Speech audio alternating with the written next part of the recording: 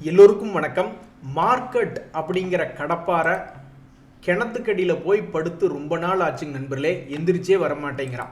அதாவது சரியா போன மாதம் பிப்ரவரி 4ஆம் தேதியிலிருந்து இறங்க ஆரம்பித்த மார்க்கெட் இன்னைக்கு மார்ச் 4ஆம் தேதி சரியா ஒரு மாதமாக இறங்கித்தான் இருக்கான்.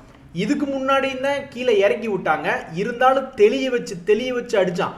ஒரு 10-15 நாள் இறங்கினானா கொஞ்சம் ரெக்கவரி கொடுத்து அப்புறம் மறுபடியும் அடிச்சான். மறுபடியும் ஒரு 10-15 நாள் இறங்கினானா ஒரு ரெக்கவரி கொடுத்து அடிச்சான். இப்படியே நம்மளை தெளிய வச்சு சந்தோஷமா தான் அடிச்சுக்கிட்டு இருந்தான். பட் இந்த ஒரு மாசமாக இந்த மார்க்கெட் அப்படின்ற கடப்பாரை கடலுக்கடியில போய் படுத்து கிடக்கு. இன்னைக்கும் கூட பாத்தீங்கன்னாக்கா மார்க்கெட் 36 பாயிண்ட் பக்கம் இறங்கி தான் க்ளோஸ் ஆயிருக்கு. ஸோ எல்லாருமே என்ன கேட்குறாங்க, ஏதாவது ஒரு சின்ன பவுன்ஸ் பேக் கூட. ஒரு மாசம் நீ இறங்கிட்ட, தொடர்ந்து ஒரு மாசம் இறங்கிட்டா ஒரு 10 நாள் கூட நீ மேல் நோக்கி ஏறி வர மாட்டியா? சரி, அப்படித்தான் தொலையுது, ஏதாவது வேகமாவது இறங்கிடலாம்ல. ஒரு மாசம் கூடி எத்தனை பாயிண்ட் இறங்கி இருக்குதுன்னு நீங்க நினைக்கிறீங்க? 23,600 இருந்து வெறும் 22,200, கிட்டத்தட்ட வெறும் 1,600 பாயிண்ட் மட்டும்தான் ஒரு மாதம் கூடி இறங்கி இருக்கு. நண்பர்களே, இந்த சமயத்தில் மிக முக்கியமான செய்தி இன்னைக்கு ஸ்டாக் மார்க்கெட்டில் என்ன அப்படின்னு பார்த்தீங்கன்னா, கான்கார்ட் பயோடெக் அப்படின்னு ஒரு கம்பெனி, அவன் இன்னைக்கு 14% மேல் நோக்கி ஏறியிருக்கா. இந்த கம்பெனியில் பல்வேறு செய்திகள் இருக்கு. ஒன்று, கடந்த 6 மாதத்தினுடைய லோவில் ட்ரேட் ஆகிட்டு இருக்கான். ரெண்டாவது, இந்த கம்பெனி ரெனியூவபிள் எனர்ஜி பிளான்ட்ல இன்வெஸ்ட்மெண்ட் பண்றாங்க அப்படின்ற ஒரு செய்தி வந்தோடனே, டீல் என்னமோ சின்ன சைஸ் டீல் தான், கிட்டத்தட்ட வெறும் ஒரு 8 கோடி, ஒரு 6 கோடி, 6 crore 9 lakhs அப்படின்ற மாதிரி டீல் தான். அப்படித்தான் ஏற்றுவான். சின்ன டீலாக இருந்தாலும் என்ன டீலாக இருந்தாலும் மார்க்கெட்டுக்கு இந்த நியூஸ் பிடிச்சிருக்கு. அதனால கன்சிஸ்டண்டாக பிடிச்சி அவன் பாட்டுக்கு இன்னைக்கு 14% அப்படின்ற மாதிரி இன்னைக்கு ஏற்றி விட்டுருக்காங்க. அது மட்டும் இல்லாமல் இந்த கம்பெனியில் ஒரு செய்தி அப்படின்றது இருக்கு. அதாவது ஸ்டாக் மார்க்கெட்டில் கேஷ் ரிச் கம்பெனிஸ் அப்படின்னு சொல்லுவாங்க. இதுக்கு முன்னாடி கூட இந்த கம்பெனி கிட்டத்தட்ட 89 கோடி கடன் அப்படின்றது 3 வருஷத்துக்கு முன்னாடி வச்சிருந்தாங்க. கடனையில அடைச்சிட்டாங்க. அவங்களுடைய பேலன்ஸ் ஷீட்ல அவங்க வச்சிருக்கக்கூடிய பணம் ரிசர்வ்ஸ்ல 1580 கோடின்னு காட்டுறாங்க. அது எப்படி பிரிஞ்சு நிற்குது அப்படின்னு பார்த்தோம்னாக்கா, அவங்களுடைய இன்வெஸ்ட்மெண்ட்ஸ்லேயே கிட்டத்தட்ட 276 கோடியாகவும் கேஷ் ஈக்குவலண்டாகவே ஆல்மோஸ்ட் 8 கோடியாக வச்சிருக்காங்க. அந்த 8 கோடி தான் தூக்கி இங்கே போட்டு வாங்கிட்டாங்களா அப்படின்றது தெரியல. எது எப்படியோ இன்னைக்கு மார்க்கெட்னுடைய செய்திக்கு இந்த கான்கார்ட் பயோடெக் அப்படின்றது ஒரு டாப் கெய்னர் லிஸ்ட்ல வந்திருக்கிறதா இன்றைய முக்கிய நிகழ்வு. அதே மாதிரி இன்னைக்கு மார்க்கெட்ல என்ன ஃப்ளவர் நினைச்சியா, ஃபயர்டா அப்படின்ற மாதிரி விஜயா என்று பெயர் கொண்ட இந்த விஜயா டைனக்டிஸ்டிக்ஸ் அப்படின்ற பங்கு இன்னைக்கு 5% ஏறி இருக்கான். அது முக்கியம் இல்லை, இது ஃப்ளவர் கிடையாது, ஃபயர் அப்படின்ற மாதிரி கடந்த ஒரு மாதத்துல பாத்தீங்கன்னாக்கா ஏறுவதும் இறங்குவதுமாக பல்வேறு வேலைகளை பார்த்துருக்கான். ஏற்கனவே மாமியார் ஒரே புகைச்சலா இருக்கக்கூடிய நேரத்தில் கட்டிய கணவனை, அதாவது மாமியாருடைய மகனை செல்லக்குட்டி பட்டுக்குட்டி அப்படின்னு கொஞ்சிக்கிட்டு இருந்தாக்கா கடுப்பு எச்சாதான் வரும் அப்படின்ற மாதிரி, ஏற்கனவே இவனை பட்டுக்குட்டி செல்லக்குட்டி அப்படின்ற மாதிரி கொஞ்சி தான் ஆல்ரெடி நம்மளுடைய மார்க்கெட் உச்சத்தில் இருக்கு, ரொம்ப ஓவரா இருக்கீங்க அப்படின்னு சொல்லிட்டு எஃப்ஐஎஸ் எல்லாம் அதிகமாக வித்துக்கிட்டு இருக்காங்க. சரி, அப்படி ஓவரா அவங்க விற்கிறதுனால இறங்கக்கூடிய பங்குகள்ல அப்பப்போ போய் எல்லாம் வேல்யூவேஷன் என்ன ஆயிருக்கு, வேல்யூவேஷன் ரீசெக் அப்படின்ற மாதிரி பண்ணிக்க கொண்டு இருக்கக்கூடிய இந்த நேரத்தில் இந்த ஷேஃப்லர் அப்படின்ற பங்கு எவ்வளவு பெரிய சரிவு பாருங்க. சமீபத்தில் இதெல்லாம் கிட்டத்தட்ட ஒரு 5000 ரூபாய்க்கு பக்கத்தில் இருந்த பங்கு தற்போது கீழே இறங்கி சரிவடைஞ்சிருக்கு. இப்போ சமீபத்தில் 3200 ரூபாய் பக்கத்தில் ட்ரேட் ஆகி கொண்டு இருக்கக்கூடிய பங்கு. அப்படி இருந்துமே இந்த பங்குனுடைய ஸ்டாக் பி என்பது இண்டஸ்ட்ரி பி விட கிட்டத்தட்ட ஆல்மோஸ்ட் ஒரு 70% மேல அதிகமா இருக்கு அப்படின்ற செய்திகள் வரும் பொழுது, அப்ப எப்படியா எஃப்ஐஎஸ் வருவாங்க? எப்படி வருவாங்க? அவ இந்த காரணத்தை சொல்லிட்டு தானே நம்ம கிட்ட ஊரோட அண்டி பிழைக்க மாட்டேங்கிறான். நம்ம கொஞ்சம் ஓவரா தான் போயிட்டோமோ அப்படின்ற மாதிரி நம்ம மார்க்கெட்டு இப்ப அவங்க இவ்வளவு தூரம் விழுந்ததுக்கு அப்புறமும் நம்ம போய் சில வேல்யூவேஷன் பேராமீட்டர், வேல்யூவேஷன் இன்ஃபர்மேஷன் அப்படின்றத எடுத்து பார்க்கும்பொழுது ரொம்ப ஓவரா தான் நம்ம போயிருக்கோம் போல கடந்த காலத்துல அப்படின்ற மாதிரியான எண்ணங்கள் தான் நிறைய பங்குகள்ல வருது. ஆனா இதுல ஒரு முக்கியமான விஷயம் என்னன்னா, மார்க்கெட் இப்படி கீழே இறங்குறதுனால தான் நிறைய பேர் சுய பரிசோதனை செஞ்சு ஒரு வேளை ரொம்ப ஓவரா ஆடிட்டோமோ அப்படின்ற மாதிரி நினைக்கிறோம். ஆனா மார்க்கெட் தொடர்ந்து ஏறிக்கிட்டே இருந்திருந்தாக்கா ஸ்டாக் பி 50 என்னங்க 50 100 200 போயிருந்தா கூட யாருமே அந்த இடத்துல கண்டுக்காம ஆடிக்கிட்டு இருந்திருப்பாங்க. எது எப்படியோ வேல்யூவேஷன் சம்பந்தமான இன்ஃபர்மேஷன்லாம் இன்னைக்கு இந்த ஷேஃப்லர் அப்படின்ற பங்கு வந்திருக்கு.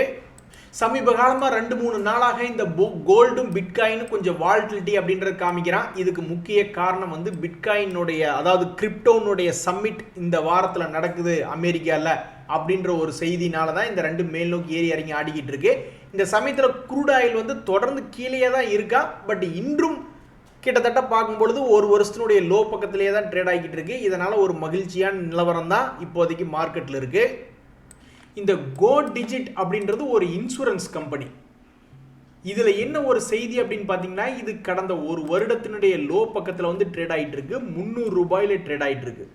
ஆனால் இதனுடைய ஐபிஓ ப்ரைஸ் என்ன அப்படின்ற மாதிரி பார்த்தீங்கன்னா 272 ரூபா. 272 ரூபாயிலிருந்து ஊர் பூரா சுற்றி ஆல்மோஸ்ட் 407 ரூபா வரைக்கும்லாம் போயிட்டு இப்போ மறுபடியும் 300 ரூபாயில் வந்து இந்த கோ டிஜிட் அப்படின்ற பங்கு விழுந்து கிடக்கு.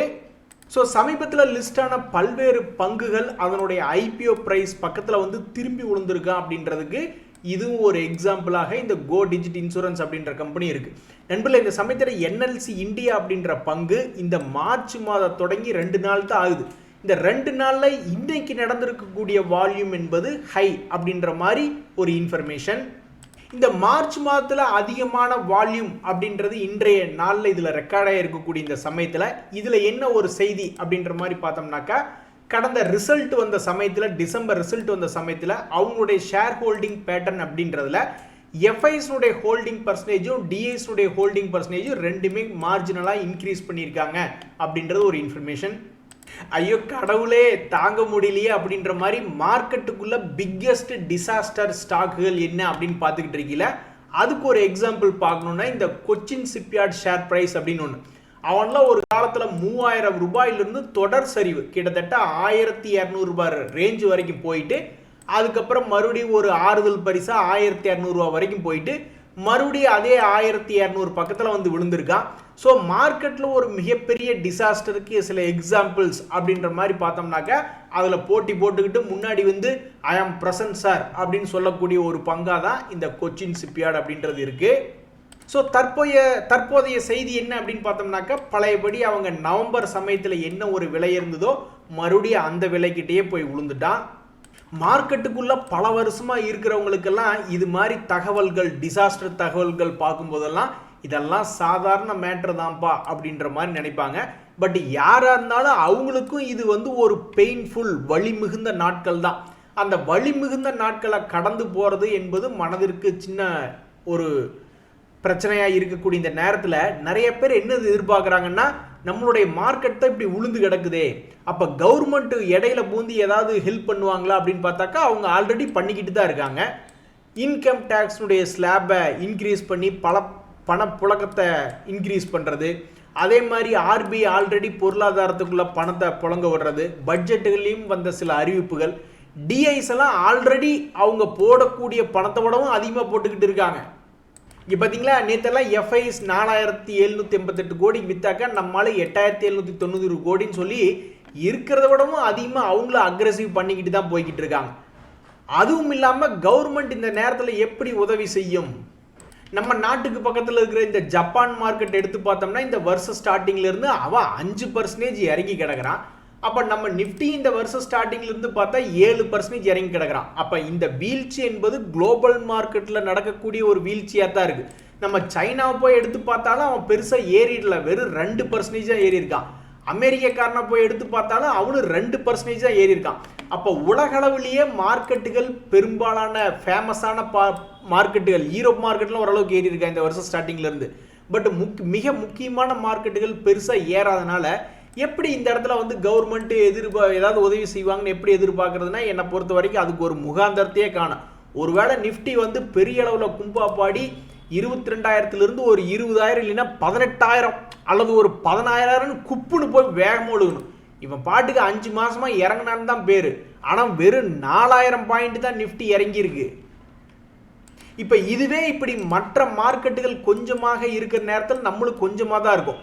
அந்த மாதிரி இல்லாமல் பெரிய அளவில் பெரிய வீழ்ச்சி வந்து பெரிய அளவில் கும்பா பாடினா கூட ஏதாவது கவர்மெண்ட் இது உதவி செய்யுமான்னு பார்க்கலாம். இப்போ அதுக்கும் வழியை காணோம். பட் கவர்மெண்ட் வந்து அப்படி அவன் நெட்டு குத்தலாம் போய் கடப்பாற மாதிரி கிணத்துக்குள்ள அப்படியே படுத்து கிடச்சதுக்கு அப்புறம் தான் அது உதவி செய்யணும்ட்டு இல்லை, அதுக்கு முன்னாடியே பாதி வழித்தடத்துலேயே அது நம்மளுக்கு ஏதாவது உதவி செய்யலாம். ஏதாவது ஒரு பெரிய பெரிய அறிவிப்புகள் வந்து நம்மளை தூக்கி விடலாம். எது எப்படியோ தற்போதைய நிலவரத்தில் வந்து உலக அளவில் கம்பேர் பண்ணியில் நம்ம அடி கம்மியாக வாங்கின மாதிரி இருக்கிறதுனால தான் பெரிய அளவில் உதவிகள் கிடைக்க மாட்டேங்குது. ஆனால் அவங்க அப்படி பார்க்காம 5 மாதம் 6 மாதம் அளவில் அவங்க பார்க்கும் பொழுது 6 மாதமாக நம்ம மார்க்கெட் இறங்கித்தான் கிடக்கு அப்படின்ற மாதிரி பார்த்து ஏதாவது உதவி செஞ்சால் பரவாயில்ல. தப்பிச்சிடா பரமசிவம் அப்படின்ற மாதிரி நிறைய முதலீட்டாளர்களுக்கு மைண்ட் வாய்ஸ் எதில் அப்படின்னா இந்த பேடிஎம் அப்படின்ற கம்பெனியில். இவன் இன்னைக்கு 4% இறங்கியிருக்கான். ஆனால் கடந்த ஒரு வருடத்தில் என்னாச்சு, சில வருடங்களில் என்னாச்சு அப்படின்ற மாதிரி நீங்கள் பார்த்தீங்கன்னாக்கா ஆல்மோஸ்ட் 1000 ரூபாய் இருந்த சமயத்தில் வாரன் பஃபட் அவர்கள்லாம் வெளியே போயிட்டார். அதனால் இவன் பெரிய அளவில் மிகப்பெரிய அளவில் வீழ்ச்சி அடைஞ்சான். வீழ்ச்சி அடைஞ்சதுக்கப்புறம் மறுபடியும் இந்த பங்கு மேல் நோக்கி பழைய இடத்துக்கே ஒரு இடம் வந்தான். 1000 ரூபா பக்கத்தில் வந்தான். 1000 ரூபா பக்கத்தில் வந்துட்டு சரியா இந்த வருஷம் ஸ்டார்டிங்லேருந்து பார்த்தீங்கன்னா தொடர் வீழ்ச்சி. இப்போ 696 வந்துட்டான். யாராவது ஒரு வேளை இந்த பங்குல இருந்து ஒரு வேளை கரெக்டாக இந்த இடத்துல 2023களில் என்ன விலை இருந்தானோ அதே விலை வந்திருக்க, தப்பிச்சு ஓடுறா பரமசிவன் ஒரு வேளை தப்பிச்சு ஓடி இருந்தாக்காக்க இன்னைக்கு அவங்க ஒரு மாதிரி மகிழ்ச்சியாக இருப்பாங்க. எப்படி பார்த்தாலும் அந்த பேடிஎம்ல இன்னொரு செய்தி என்ன, இன்னைக்கு 4% இறங்கியிருக்கு, அதனால அது ஒரு இன்ஃபர்மேஷனாக இருக்கு. பட் மேலும் ஒரு தகவல் என்ன அப்படின்னா, இவங்க ஆர்பிஎல் பேங்கோட ஒரு ஒப்பந்தம் போட்டிருக்காங்க. எதுக்குன்னா பேமெண்ட் சொல்யூஷன்ஸ்க்காக அப்படின்ற மாதிரி ஒரு தகவல் வருது. அடினா அடி, உங்கள் வீட்டு அடி இல்லை எங்கள் வீட்டு அடி இல்லை, 6 மாதம் அடி அப்படின்ற மாதிரி கடந்த 6 மாதத்தில் பல்வேறு பங்குகள் லோ ரேட்டில் கடந்தது. இந்த பிடிஎல் ஆகட்டும், கொச்சின் ஷிப்யார்ட் ஆகட்டும், அதே மாதிரி ஜிஆர்எஸ்சி ஆகட்டும், எல்லாம் 6 மாதம் லோவில் இருந்தது. இன்னைக்கு இது போன்ற பங்குகள் இன்னைக்கு ஒரு நாளில் கொஞ்சோண்டு மேல் நோக்கி வந்திருக்கான் அப்படின்ற மாதிரியான ஒரு தகவல். டேய், நீங்கள் கீழே விழுந்ததுக்கெல்லாம் இது பத்தாதுடா, இது ஏதாவது ஷார்ட் கவரிங் அல்லது ஏதாவது ஒரு பார்கெயின் ஹண்டிங்னு எனத்தையாவது ஒன்றை பண்ணி இன்னைக்கு ஏற்றி விட்றானுங்க அப்படின்னாலும் நீங்கள் எங்கிருந்து விழுந்தீங்கன்னு யோசிச்சு பாருங்கயா. நீங்கள்லாம் விழுந்ததுக்கு இதெல்லாம் பத்தாதியா அப்படின்ற மாதிரி தான் ரொம்பவுமே மனசுக்கு ஃபீலிங். நண்பர்களே, இந்த சமயத்தில் இன்னைக்கு நீங்கள் போய் தேடி பார்த்தீங்கன்னாலும் அதிகமாக இறங்கி இருக்கக்கூடிய பங்குகள் இருக்காது. ஏன்னு கேளுங்க. ஏன் அப்படின்னாக்கா நிஃப்டி 50 இண்டெக்ஸ் கொஞ்சம் சுணக்கமாக இருந்தாலும் நிஃப்டி நெக்ஸ்ட் 50 இண்டெக்ஸ் ஆகட்டும், அதே மாதிரி ஒரு ஸ்மால் கேப் இண்டெக்ஸ் ஆகட்டும், அதே மாதிரி மைக்ரோ கேப் இண்டெக்ஸ் ஆகட்டும், இதில் இருக்கக்கூடிய பங்குகள்லாம் இன்னைக்கு பாசிட்டிவ் மொமெண்டம்னு இருக்கிறதுனால இன்னைக்கு பெரிதாக கீழே இறங்கிய பங்குகள் அப்படின்னு பெரிய அளவு பர்சன்டேஜ் இல்லை. அப்படின்னா என்னன்னா, இன்னைக்கு ஆக்சுவலாக மன வருத்தம் என்பது இன்றைய மார்க்கெட்டில் உண்மைக்கு கம்மியாக தான் இருக்கணும் ஆக்சுவலாக. ஸோ ஆனாலும் பெரிய பெயர்கள் கொண்ட பல்வேறு பங்குகள் இறங்கி தான் கிடக்கிறான். பஜாஜ் ஆட்டெல்லாம் எவ்வளோ பெரிய ஆள், அவனை இன்னைக்கு குப்புற கமுத்தி வச்சிருக்காங்க. எனக்கு தெரிஞ்சு ஒரு வேளை பைபேக்கே ஒரு இடம் 10,000 ரூபாய்க்கு பண்ணாங்கன்னு நினைக்கிறேன் சமீபத்திய வருடங்களில். ஆனால் இன்னைக்கு அதை தலை குப்புற படுத்தி வச்சிருக்காங்க. ஸோ இன்னைக்கு ஒரு மிகப்பெரிய பிரபலமான பங்கு ஆனால் சரிச்சு விட்டுட்டாங்க, மலையிலிருந்து உருட்டி விட்டாங்க அப்படின்ற பெயர் வாங்கினது யாருன்னா நம்ம பஜாஜ் ஆட்டோ ஷேர் தான். 5% அப்படின்றது இறங்கியிருக்கு. அதே மாதிரி எல்டிஎம் ரொம்ப பிரபலமான ஆள் தான். மிக வேகமாக 52 வீக் ஹைலேருந்து 52 வீக் லோ போன பங்கு அப்படின்ற பெயர் வாங்கினது இந்த எல்டிஐ மைண்ட்ரி தான். ஏன்னா இப்போ தான் சமீபத்தில் 2-3 மாதத்துக்கு முன்னாடி 52 வீக் ஹையில் இருந்தால் ஒரே உதை அப்படின்னு சொல்லுவது போல் ஒரே ஒரு உருட்டு தான் நேரம் அவன் வந்து 52 வீக் லோ பக்கத்தில் ட்ரேட் ஆகிட்டு இருக்கான்.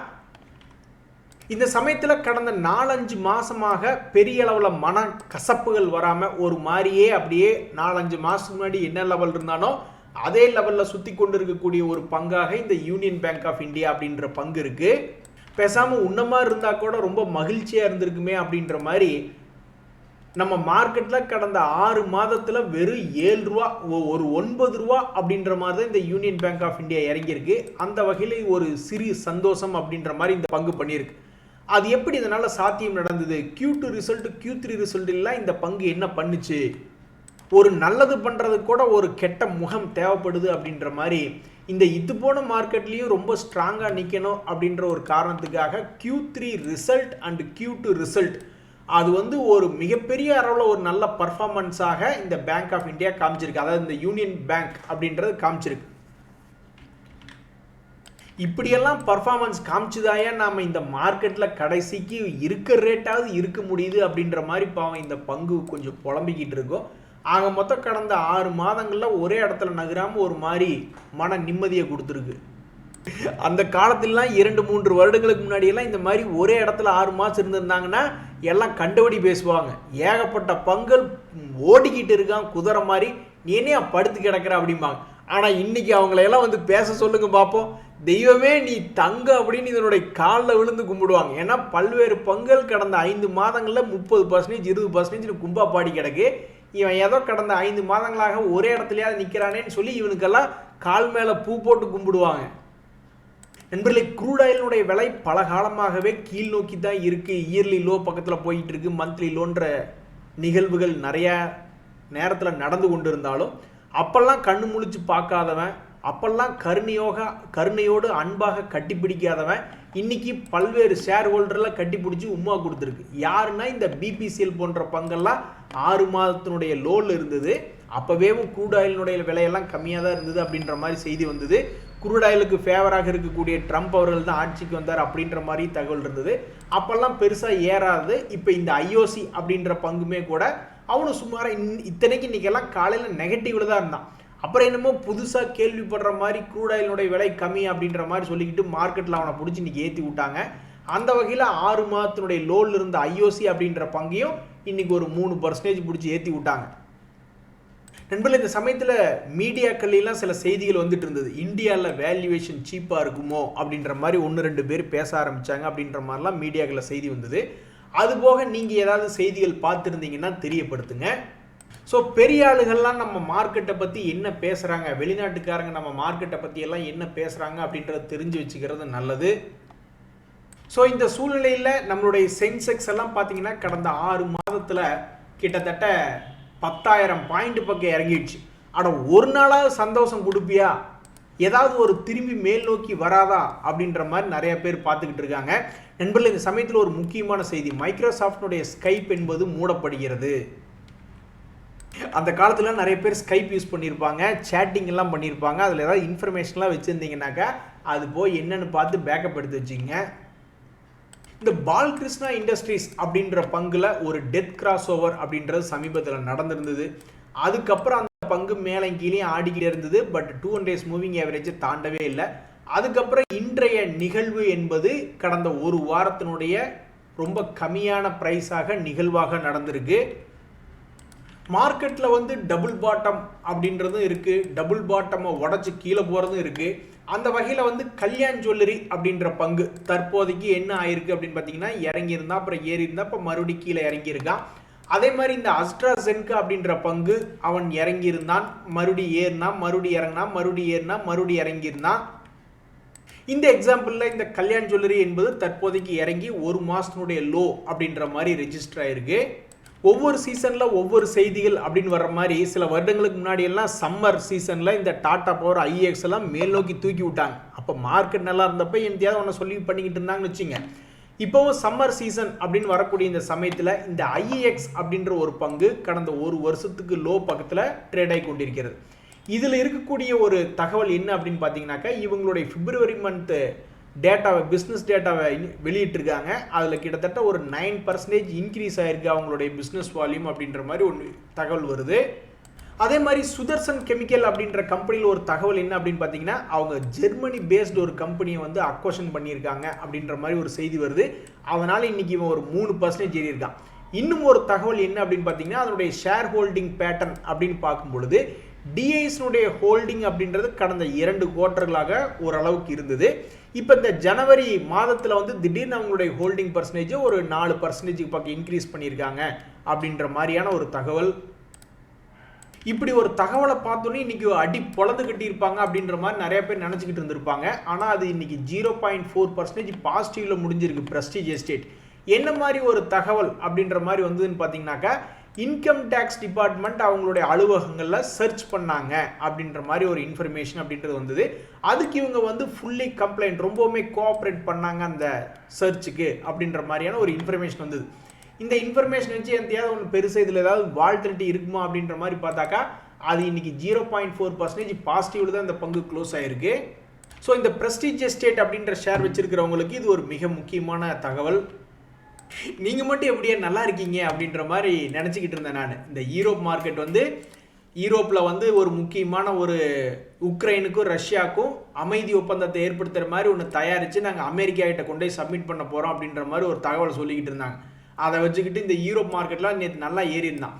நேற்று எவ்வளவு ஏறினானோ அதுக்கு ஈக்குவலாக இன்னைக்கு கீழே குப்புரை போட்டு படுத்துட்டாங்க. இதனால எங்களுக்கு சந்தோஷம் இல்லை அப்படின்னாலும் அவன் மட்டும் ஏன் நேற்று தனியாக போனான் அப்படின்ற ஒரு வருத்தம் மனசுக்குள்ளே இருந்தது. இன்னைக்கு அந்த வருத்தம் போய் ஃபேஸ் ஃப்ரெஷ் ஆயிடுச்சு. நண்பர்களே, இந்த ஜனவரியில் வந்து நம்மளுடைய கிரெடிட் கார்டு யூசேஜ் ரொம்ப அதிகமாக இருக்குது அப்படின்ற மாதிரி தகவல் வருது. இது சந்தோஷமாக எடுத்துக்கிறதா துக்கமா அப்படின்றது தெரில. அதாவது எப்படி வாங்கின கடனை திருப்பி கட்டிட முடியும் அப்படின்ற நம்பிக்கையில் கிரெடிட் கார்டில் எடுக்கிறாங்களா, இல்லை கையில் சுத்தமாக பணமே இல்லை, கடைசி கிரெடிட் கார்டாவது யூஸ் பண்ணிட்டு எதாக இருந்தாலும் அப்புறம் பார்த்துக்கலாம் அப்படின்ற மாதிரி யூஸ் பண்ணுறாங்களான்னு தெரில. எது எப்படியோ இப்போதைக்கு பணப்புழக்கம் என்பது கிரெடிட் கார்டு மூலியமாக நல்லா தான் போய்கிட்டு இருக்கு. இந்த IRFC அப்படின்ற பங்குக்கு நவரத்னா ஸ்டேட்டஸ் அப்படின்றது கிடைச்சிருக்கு. அதை வச்சுக்கிட்டு இன்றைய முடிவின் பார்க்கும்பொழுது கிட்டத்தட்ட 3.5% அப்படின்றது இந்த பங்கு மேல் நோக்கி ஏறி வந்திருக்கு. அப்படி ஏறி வந்துமே இந்த பங்கு வந்து இன்னுமே 6 மாதத்தினுடைய லோவில் தான் இருக்கு. இது ஒரு வருடத்தினுடைய உச்சமாக 229 ரூபாயில ஒரு கட்டத்தில் போனவன் தான். அங்கிருந்து ஆல்மோஸ்ட் 50% இறங்கி கிடக்கு. இருந்தாலும் இதுக்கு வந்து ஒரு நவரத்னா அப்படின்ற ஒரு அவார்டு கிடைச்சிருக்கு, ஸ்டேட்டஸ் கிடைச்சிருக்கு. இந்த ஜைடஸ் லைஃப் சயின்சஸ் அப்படின்ற பங்குமே கடந்த ஒரு வருடத்தினுடைய லோவில் 52 வீக் லோவில் இருக்கக்கூடிய பங்கு தான். அதில் என்ன ஒரு செய்தி அப்படின்ற மாதிரி பார்த்தீங்கன்னாக்கா, இவங்க டைஃபாய்டு அண்ட் ஷிகுலிஸ் அப்படின்ற நோய்க்கு காம்பினேஷனாக ஒரு வேக்சின் தயாரிக்க போகிறாங்க அப்படின்ற மாதிரி ஒரு செய்தி வருது. செய்திக்கெல்லாம் ஒன்றும் குறைச்சல் இல்லைங்க நண்பர்களே. கடந்த காலமாக பார்த்தீங்கன்னாக்கா நல்ல நல்ல தகவல்கள் தான் தொடர்ந்து வந்துக்கிட்டு இருக்கு.